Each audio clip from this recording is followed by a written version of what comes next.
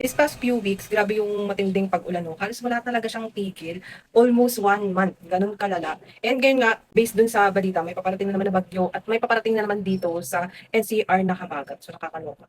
So dahil diyan mga mi, napanood niyo ba yung sa news na dahil nga sa walang tigil na pag-ulan nitong mga nakaraang linggo, ang daming namroblema sa mga malls. Isa kami sa namroblema diyan sa mga malls na 'yan, kasi grabe yung humid sa loob ng bahay kapagka umuulan. Dahil diyan mga mi, napabili na nga ako ng ganito. Actually, may balak talaga akong bumili ng dehumidifier. Kaya lang kasi medyo pricey siya dahil wala pa akong budget. Dito na lang muna ako. Kung gusto ko kasing bibilihin, total naman bibili ako. Gusto ko yung malaki na talaga. Meron din naman nabibili na tig 2,000 plus. Kaya lang maliit lang yun marami. Ang laki ng bahay.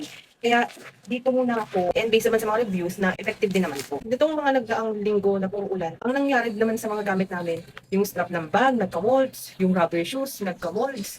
May mga part or may mga gamit din talaga dito sa bahay na nagka-molds. So para maiwasan nga yun, bumili na ako ng ganito mga mi. So ito siya.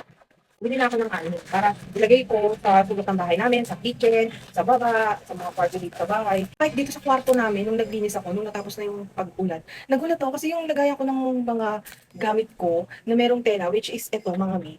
Punong-puno siya ng molds. Nagulat ako yung time na naglinis ako. Grabe, naloka ako. Hindi ko akalain na pati dito sa loob ng kwarto namin is magkakamolds. Di ba sabi nila, yung mga molds na ganyan, di siya maganda sa health natin. Bumili na ako ng ganito mga mi. Ayan siya. 6 na piraso na ng ganito. Ko. 5 lang talaga yung kailangan ko. Kaya lang kasi, pag bumili ka ng by bundle, 3 pieces, 6 pieces. So, una, hindi ako bumibili ng ganito kasi akala ko, magdadalian lang magagamit kong ganito. Yung pala, tumatagal pala siya ng 3 months. Bumili na ako habang hindi pa ako nakakabili ng dehumidifier. Ito na muna yung gagamitin namin dito sa bahay. Activated Carbon Moisture Absorber Box. So, ayun siya mga kami. And, ang dami ko na rin na papanood na reviews about dito, na effective talaga siya, na after nyo yung gumamit nito, yung humid sa loob ng bahay nila, na-feel nila na lessen. So, hindi talaga siya, yung mawawala talaga, pero at least na lessen. Hindi na ganun kalala. So, ganito siya mga mini. And tumatagal nga ito ng 3 months. Ayan siya. So, tatanggalin mo lang itong top niya.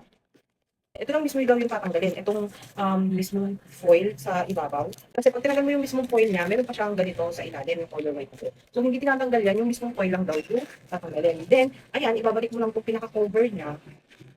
And pwede mo na siyang ilagay kung saang place mo siya kailangan ilagay. Mapapansin mo na gumagana na siya kapag katagalan, may makikita ka ng tubig dito sa mismong ilalim niya. Meron siya sa ibabaw na parang kulay white na putil-putil na ganyan. Dito sa ilalim niya, walang nakalagay. So dito mapupunta yung mga moist na makukuha sa loob ng bahay natin. Para sa mga may problema din sa tubig sa loob ng bahay, ganyan ito mga mi, yung link, alam niyo na, ilalagay ko na lang din sa baba and check nyo na lang din sa ating yellow basket. Sobrang importante nito para makaiwas na rin tayo sa mga molds sa loob ng bahay natin. Kasi yung molds nakakasira din siya ng mga gamit. Lahat ng sulok ng bahay namin nalagyan ko ng ganito para at least kung hindi man talaga totally mawala yung humid sa loob ng bahay kapag umuulan, at least, 'di ba, ma-lessen siya. Hindi na katulad nung nitong nagdaang linggo na nagulat na lang ako sa strap ng bag. Grabe, talagang ang daming molds. Tapos yung rubber shoes ko, meron na ring molds. Nakakaloka yun. Para hindi na maulit-uli yun, ito yung solusyon. And marami rin naman na magandang reviews dito. Pwede rin kayo magbasa ng mga reviews. Yung link ilagay ko dyan sa baba. Magbasa-basa na kayo ng reviews and dyan sa ating yellow basket. So ayun lang mami, kung kailangan nyo rin ito,